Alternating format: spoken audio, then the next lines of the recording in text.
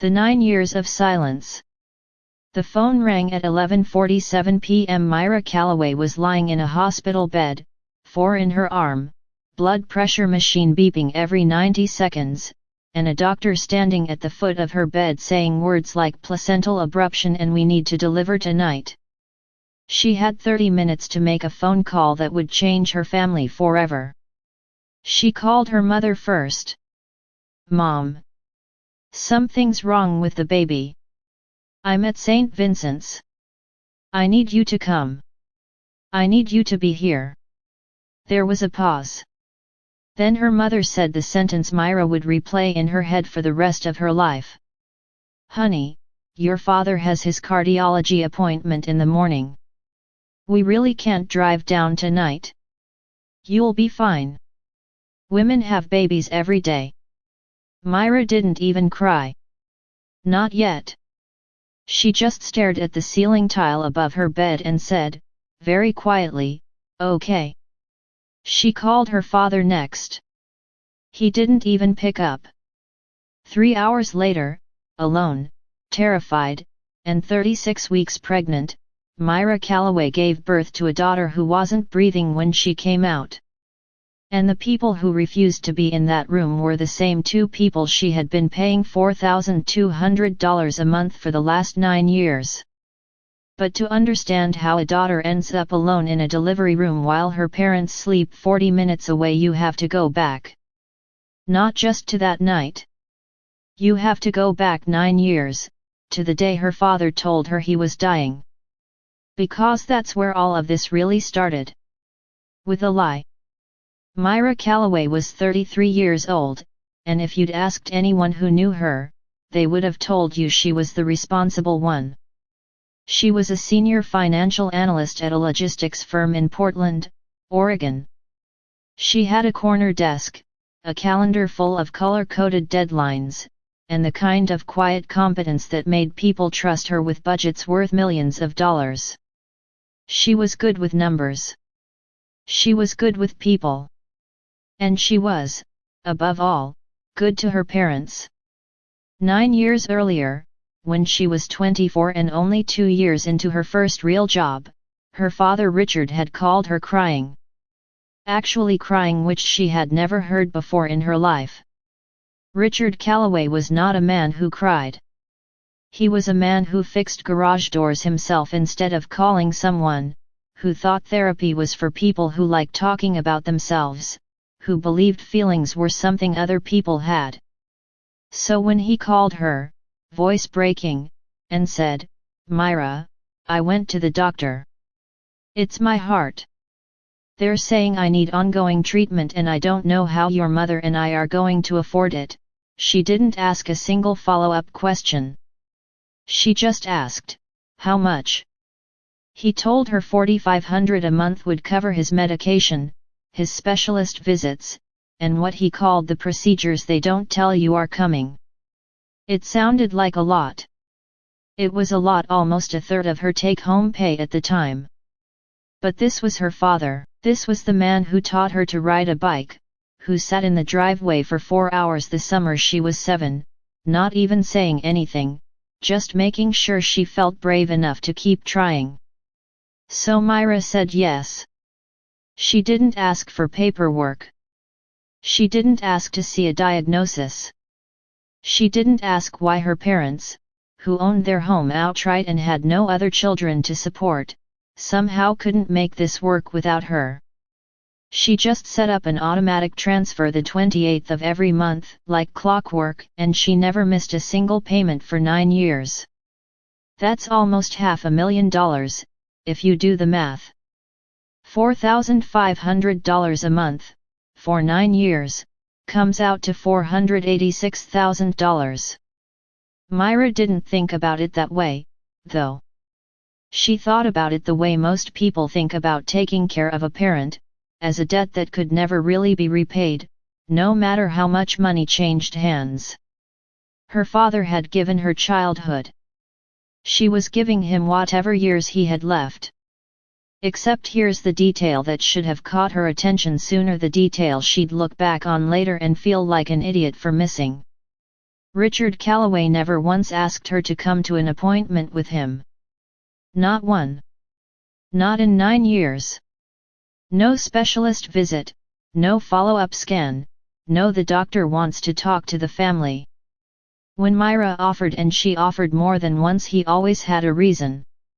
It's a boring appointment, sweetheart, nothing to see. Your mother handles all that, you'd just be bored in a waiting room. Honestly, it stresses me out more when people make a big deal of it. And Mira, 24 and then 25 and then 26, kept believing him. Because why would your own father lie to you about something like that? Meanwhile, something else was happening that Mira didn't notice because she wasn't looking for it. Her mother, Donna, started posting more. Not constantly. Donna wasn't a person who lived online, but enough. A new kitchen island. A trip to Sedona for her nerves. A set of veneers that made her smile look 20 years younger in photos, captioned only with a sparkle emoji. Mira saw these posts the way most people see their parents' social media, as background noise. She didn't connect a $4,500 monthly transfer to a heart condition with a kitchen renovation. Why would she? Those were two completely different categories in her head. One was medical. One was just her parents enjoying retirement a little. She had no idea they were the same $4,500.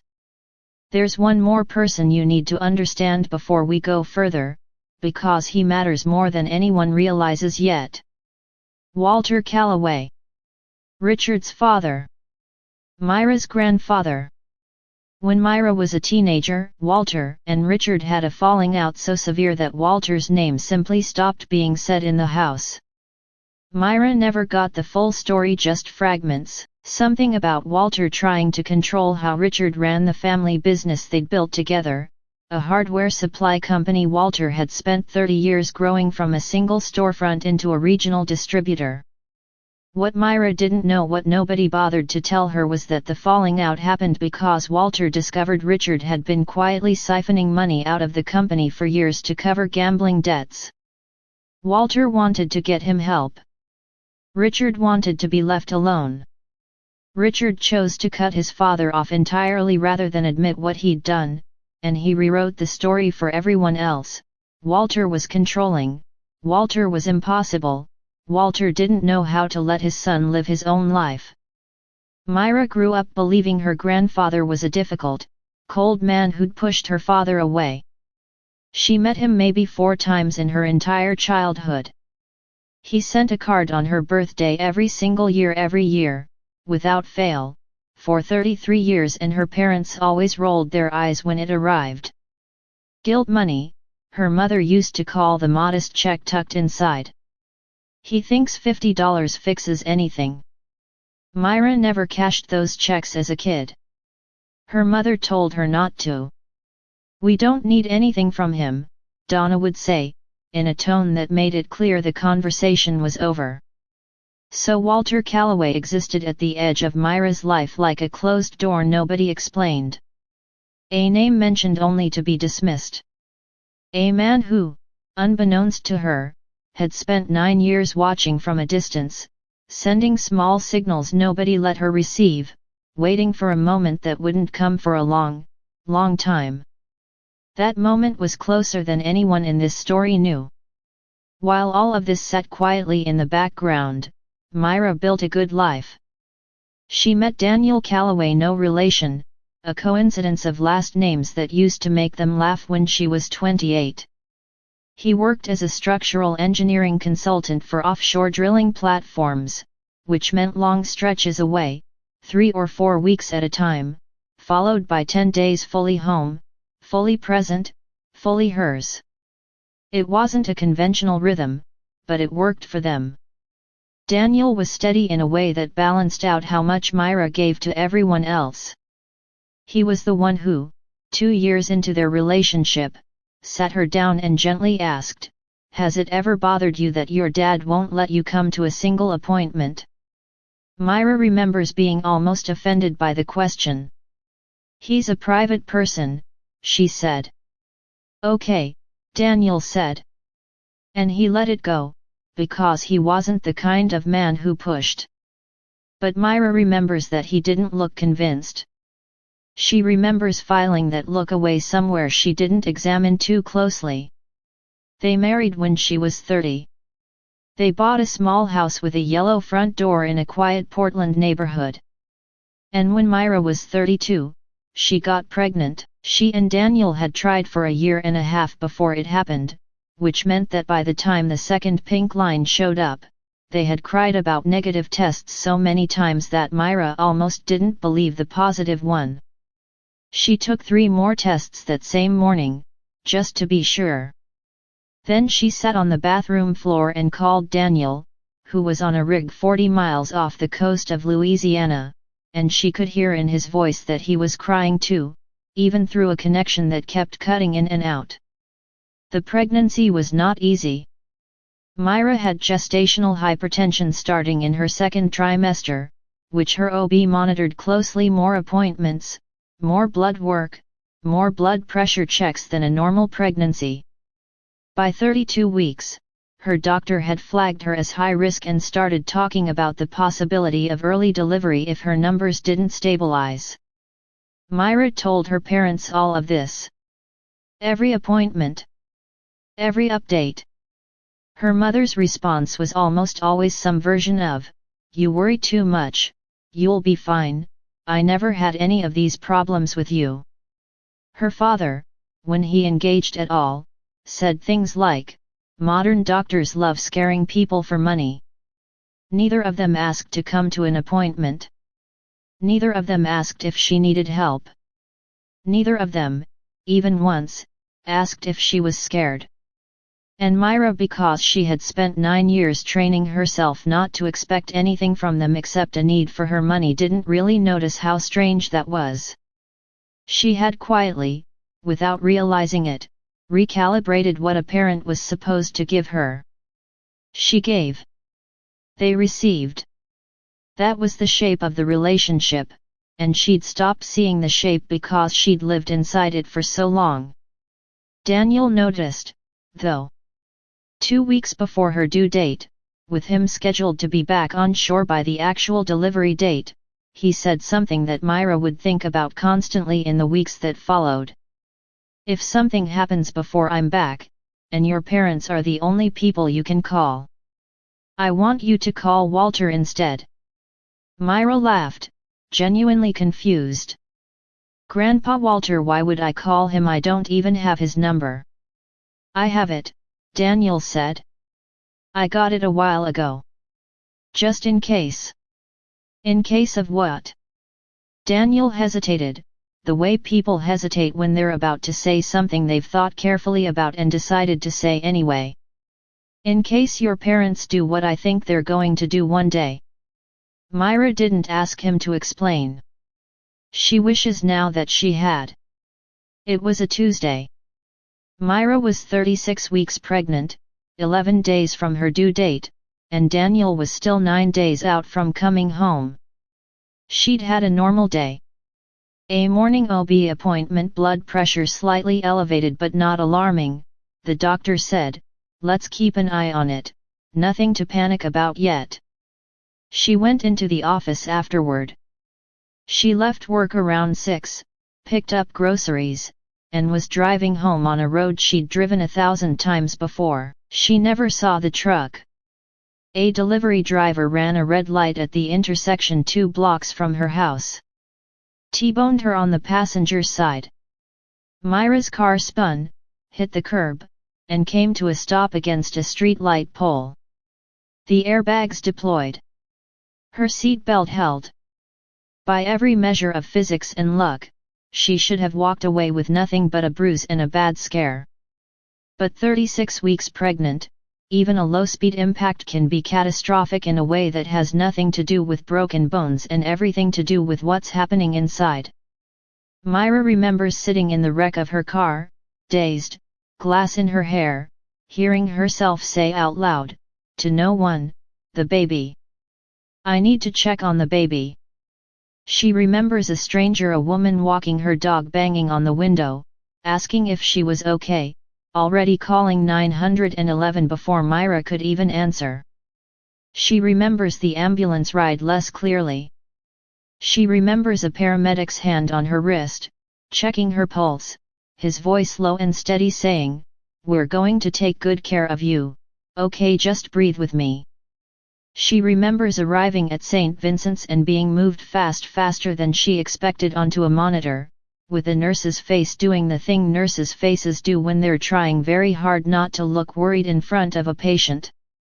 The OB on call, Dr. Whitfield, came in within minutes and explained, in the careful, clipped language doctors use when they need you to understand something terrifying without panicking, that the impact had likely caused a partial placental abruption, the placenta separating from the uterine wall before delivery. It meant the baby's oxygen supply was compromised. It meant they could not wait. "We need to deliver tonight," Dr. Whitfield said. "Possibly within the hour, depending on how the next set of monitoring looks." Mira asked the question that mattered most. "Is she going to be okay?" "We're going to do everything we can," the doctor said, which Mira understood, even through her fear, was not the same as yes. And then, alone in that room, with monitors beeping and a nurse starting in 4 in her arm, Mira did the thing any of us would do. She reached for her phone to call the people who were supposed to come running. She tried Daniel first, out of habit, even though she knew the rig had spotty signal during certain hours. It went straight to voicemail. She left a message, her voice shaking apart halfway through the words "the baby." Then she called her mother. The phone rang 4 times before Donna picked up, her voice thick with sleep. "Mira, it's almost midnight, is everything okay?" "Mom." Mira's voice cracked on the single word. "I was in a car accident. I'm at St. Vincent's. Something's wrong with the baby, they have to deliver tonight. I need you to come. Please. I need someone here." There was a pause on the line. Mira could hear her mother shifting, could hear, faintly, her father's voice in the background asking what was happening. "Oh, honey," Donna said, and her tone, Mira would replay this tone for years, was the tone of someone mildly inconvenienced by a phone call, not the tone of a mother whose daughter had just said the words "car accident" and "deliver tonight" in the same breath. "Are you sure you need us there? They have very good doctors at that hospital. I remember when I had you, your father didn't even come into the room until it was basically over, and we were both fine." "Mom, I'm alone. Daniel's on the rig, he's not answering. I don't have anyone else." Another pause. Then Donna's voice changed, not softer, but firmer, the voice of someone delivering a decision rather than a comfort. "Honey, your father has his cardiology appointment first thing in the morning, the early one. You know how hard it is to get rescheduled with Dr. Aronson. We really can't drive down tonight and then turn around for that. You'll be fine. Women have babies every day." Mira sat with the phone against her ear and felt something inside her go very quiet. Not angry yet. Just quiet, the way a room goes quiet right before something breaks. "Okay," she said. "Call us in the morning and let us know how it went," Donna said, already sounding like she was getting back into bed. "I'm sure it'll all be fine. Try to relax, stress isn't good for the baby." The line went dead. Mira called her father directly next, some small, stubborn part of her still hoping he would be the exception, that he would hear your daughter and your granddaughter and override whatever her mother had decided. The phone rang 6 times and went to voicemail. She didn't leave one. She just sat there, monitor beeping, 4 taped to her arm, and stared at the ceiling tile directly above her bed until a nurse came back in to check her blood pressure. The nurse, a woman named Carla who looked to be in her 50s with kind, tired eyes, glanced at Mira's face and then at the phone still in her hand, and she didn't ask anything. She just put a hand on Mira's shoulder for a second, just a second, and said, "You're not by yourself in here. I've got you tonight, okay?" It was such a small thing. A stranger's hand on her shoulder. But Mira would remember it as one of the kindest things anyone did for her that entire year, because it was more comfort than either of her parents had offered in the previous 20 minutes combined. At 1:14 a.m., Mira Calloway was wheeled into an operating room for an emergency cesarean section, completely alone except for a surgical team she had met 2 hours earlier. Her daughter, Eleanor Grace Calloway, was born at 1:41 a.m. She did not cry right away. For 11 seconds that Mira would later describe as the longest of her entire life, there was no sound from the small table where the NICU team had taken Eleanor to clear her airway and begin resuscitation. Mira couldn't see what was happening. She could only hear the low, urgent murmur of medical staff and the absence of the sound every parent is waiting for. Then, finally, a thin, furious cry. Eleanor was breathing. She was small, 5 pounds 2 ounces, and she would need 48 hours of observation in the NICU as a precaution, but she was breathing, and her heart rate was strong, and Dr. Whitfield came to tell Mira, still on the operating table, that her daughter was going to be okay. Mira cried then. Hard. The kind of crying that comes from your whole body, relief and terror and exhaustion all arriving at once with nowhere to go.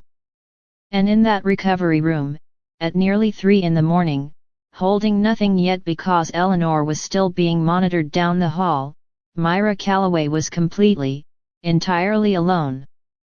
No mother. No father. No husband, still unreachable somewhere over the Gulf of Mexico.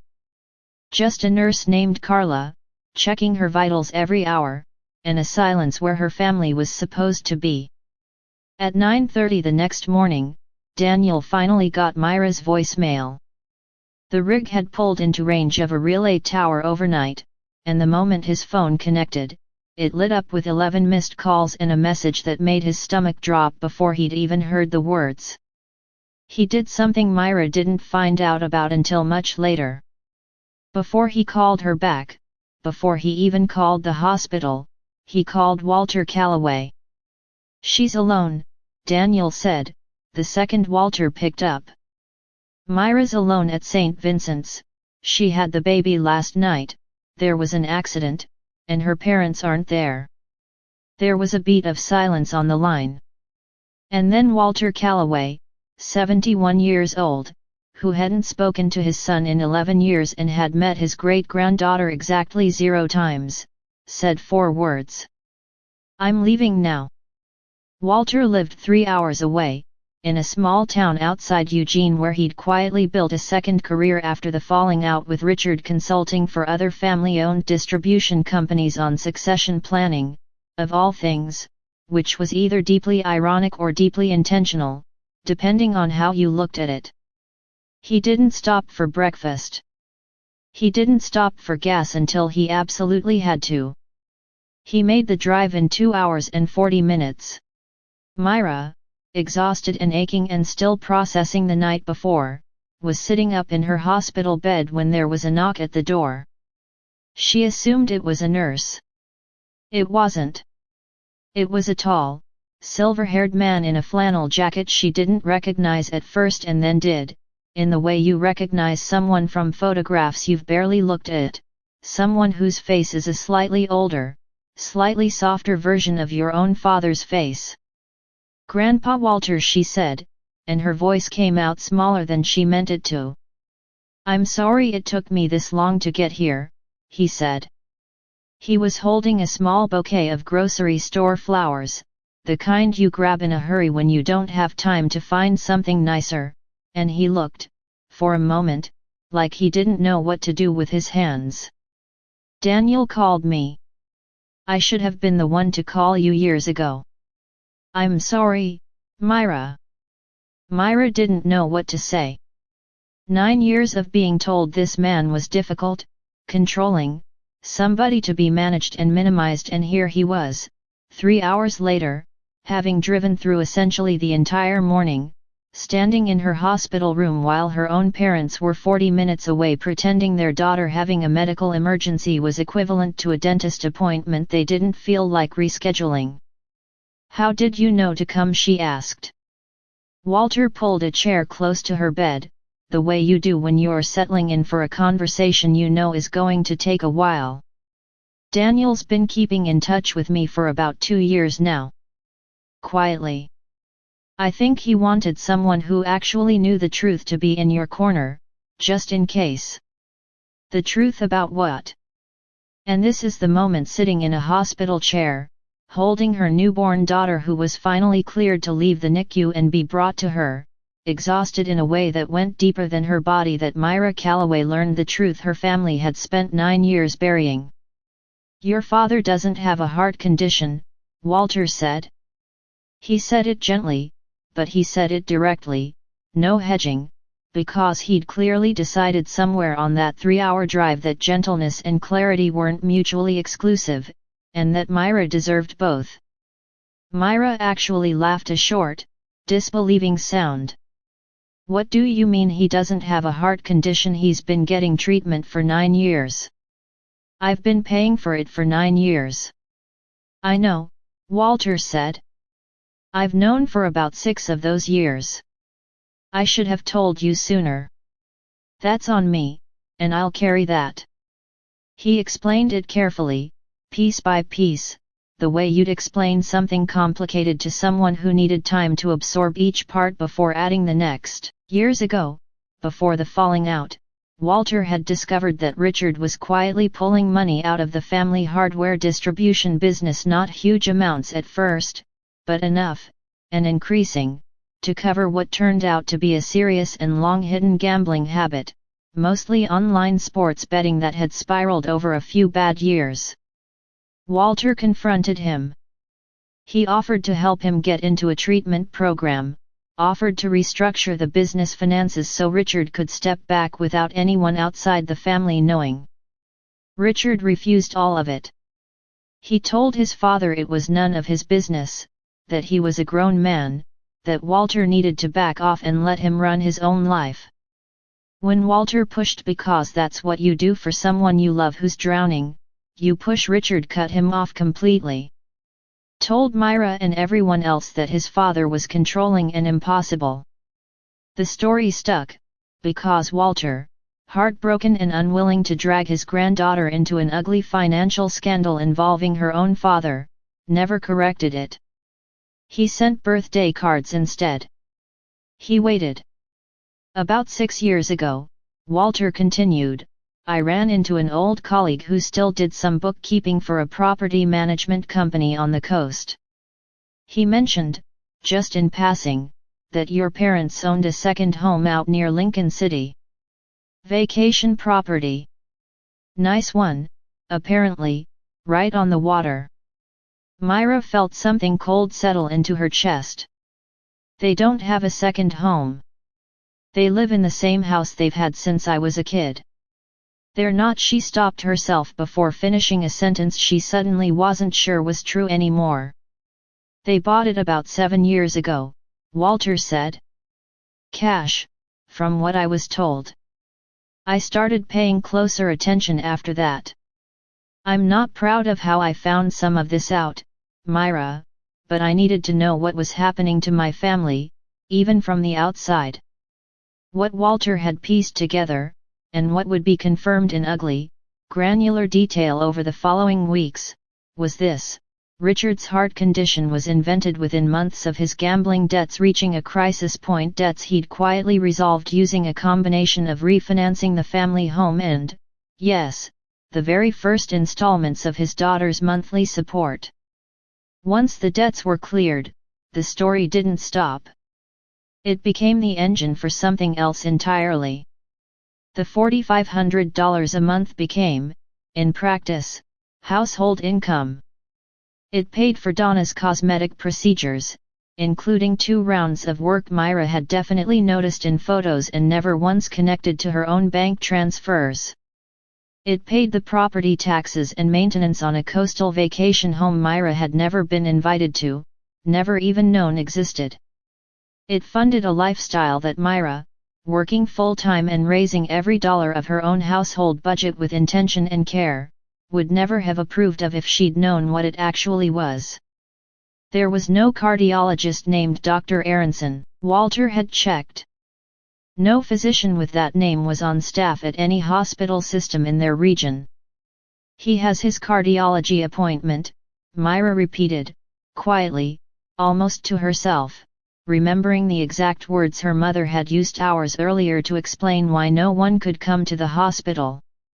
That's what she told me last night. That's why they couldn't come. Walter didn't say anything. He didn't need to. The silence did the work. Mira sat there with her daughter asleep against her chest, finally understanding the full shape of something she'd been living inside for 9 years without ever stepping back far enough to see it. She hadn't been helping a sick father. She had been quietly carrying a story engineered to never require proof, because asking for proof would have felt cruel to a daughter who loved her dad. Richard and Donna finally showed up at the hospital at 2 p.m. the next day, not because of any urgency about their daughter or granddaughter, Mira would learn, but because Donna had a hair appointment that morning she really couldn't move, and they figured they'd stop by after.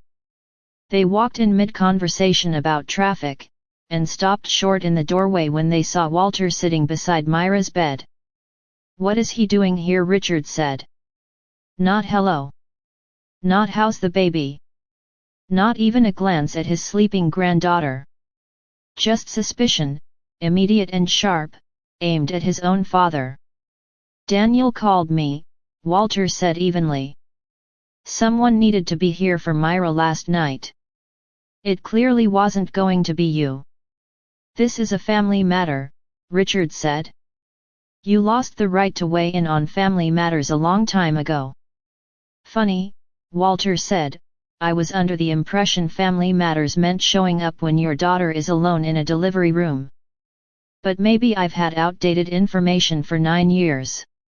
Why don't you fill in the gaps, Richard? Tell Mira about Dr. Aronson." The color left Richard's face so fast that even Donna noticed, turning to look at him with an expression Mira had never seen on her mother before, not concern for her daughter, but pure, naked panic about being caught. "Mira, sweetheart," Donna started, in the voice she used when she was about to manage a situation rather than actually address it, "I don't know what your grandfather has been telling you, but... is there a cardiologist named Dr. Aronson?" Mira asked. Her voice was steady. Steadier than she felt. "Yes or no, Mom? That's the only question I have right now." The silence that followed lasted 4 seconds. Mira counted them, the same way she'd once counted the 11 seconds before Eleanor cried for the first time, because apparently her brain had started keeping time during moments that mattered. "It's complicated," Richard finally said. "It's a yes or no question," Mira said. "There isn't a Dr. Aronson," Richard said, quietly, looking somewhere over Mira's shoulder instead of at her face. "There wasn't ever a heart condition." "Not really. It started because of some money trouble I had, years ago, and then it became easier to keep going than to explain what actually happened." 9 years, Mira said. "I gave you $486,000 over 9 years, Dad. I missed vacations. I put off redoing a bathroom in our house because I told myself your treatment came first. I told people at work I couldn't take on extra projects some months because I needed the overtime for your medical bills.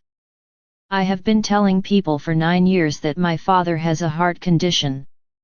We were going to tell you eventually," Donna said, which might be the single least helpful sentence a parent can say in that moment, and somehow she said it like it was supposed to provide comfort. When Mira asked, "When were you going to tell me last night?"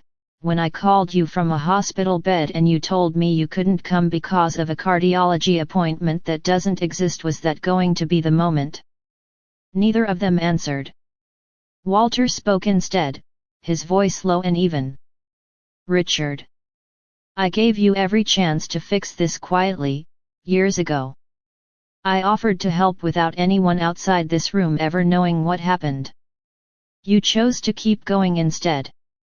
You chose to keep going for 9 more years, at your own daughter's expense, right up until last night, when she needed you the most, and you let a lie about a fake cardiologist keep you from your own grandchild's birth. You don't get to lecture me about being a father," Richard snapped. "No," Walter said. "I don't, because I wasn't given the chance to be one for the last decade of your life. But I am going to be a great-grandfather, starting today, if Mira will have me. That part, at least, is up to her." Mira didn't yell. She didn't cry again, not in that room. She had cried enough for one 24-hour period, and something in her had gone past anger into a kind of clarity she would later describe as the calmest she'd ever felt while also being the most betrayed. She looked at her parents, really looked at them, the way you look at people once you've stopped editing the picture to protect your own heart, and she said the thing that would end up defining the rest of this story. "I'm going to cancel the transfer when I get home today. I'm not angry that you needed help once, years ago. People get into trouble. I would have helped you get into treatment, the real kind, if you'd just told me the truth. What I can't forgive is 9 years of letting me believe you were dying, while you used my money to build a life you never once invited me into." "Mira, be reasonable," Donna said. "Where are we supposed to get that money from now we've built our hole?"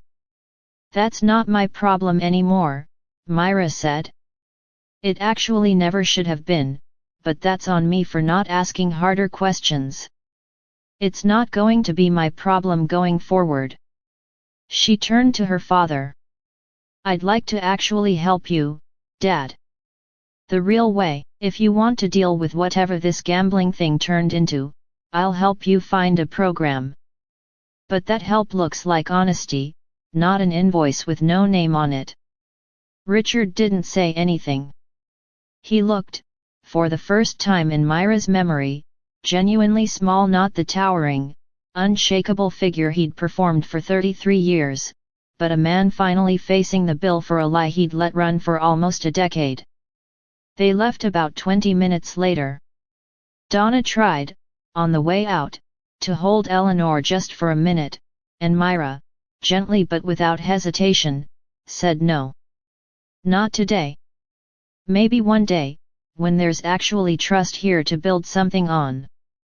Not today." It was the first boundary she'd ever held with either of them in her entire adult life.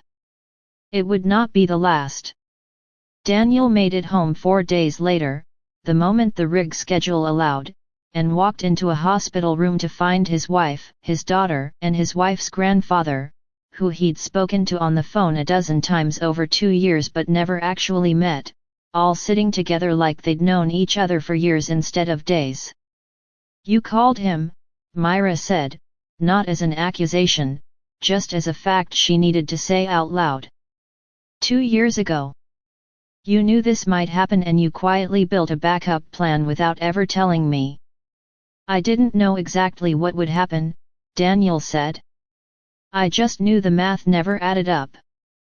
$4,500 a month for 9 years, and not one appointment, not one piece of paperwork, not one specialist's name you'd ever actually met. I just wanted you to have someone real in your corner if the day ever came that you needed one." Walter ended up staying in Portland for 2 weeks, helping where he was allowed to help, driving to pick up groceries, sitting with Eleanor so Mira could sleep in actual stretches for the first time since the accident, telling Mira stories about her father as a boy that painted a picture she'd never been given.